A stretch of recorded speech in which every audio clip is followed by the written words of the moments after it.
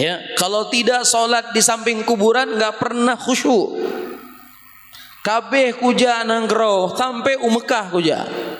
Sholat di samping Ka'bah, di depan Hajar Aswad, di depan Maqam Ibrahim saya sholat, tetapi tidak sekhusyuk ketika saya sholat di depan kuburan para wali. Ada orang punya pemikiran seperti ini. Kenapa bisa demikian? Hah?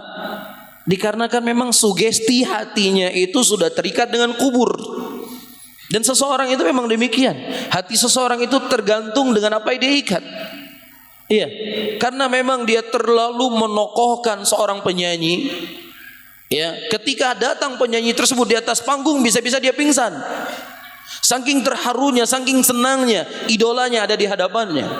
Dan itu tidak menunjukkan kebenaran sebuah amalan. Sebagaimana juga orang datang ke kuburan, dia bisa menangis di samping kuburan, dia bisa khusyuk samping kuburan, bisa sholat dengan waktu yang lama di samping kuburan. Tidaklah kekhusyukan anda, ketenangan anda dalam sholat menunjukkan benarnya perbuatan anda.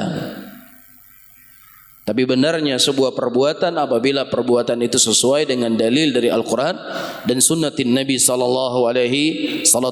Perhatikan Bapak dan Ibu-ibu, bagaimana hadis yang begitu jelas datang dari Nabi Muhammad SAW, tetapi bersama dengan itu sangat banyak manusia terjatuh. Iya. Pertama hadis yang datang dari Jundub bin Abdullah Al-Bajali radhiyallahu ta'ala anhu. Nabi SAW mengatakan, ala wa inna man kana qablakum kanu yattakhiduna qubur anbiya'ihim wa salihihim masajida, ala fala tattakhidul qubura masajid wa inni anhaakum an dzalik. Ini hadis sangat sering kita sampaikan. Iya, ketahuilah oleh kalian, sesungguhnya orang-orang sebelum kalian dari kalangan ahlul kitab, mereka menjadikan kuburan nabi-nabi mereka, menjadikan kuburan orang-orang saleh mereka tempat ibadah. Di situ dia baca Quran, di situ dia berzikir, di situ dia berdoa, di situ dia salat. Ya, kuburan berubah fungsi menjadi masjid.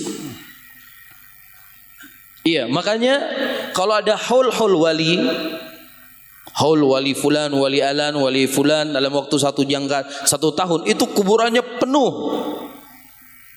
Ya, terkadang bisa mengalahkan Jumat. Kenapa ini bisa terjadi? Ada sesuatu yang dia inginkan dari kubur tersebut. Ada keyakinan dalam hatinya bahwasanya kubur ini memiliki kelebihan ini dan ini dan ini. Makanya Rasulullah SAW menutup segala pintu agar bagaimana manusia tidak terikat dengan kuburan. Dilarang oleh Nabi SAW untuk kita beribadah di samping kuburan.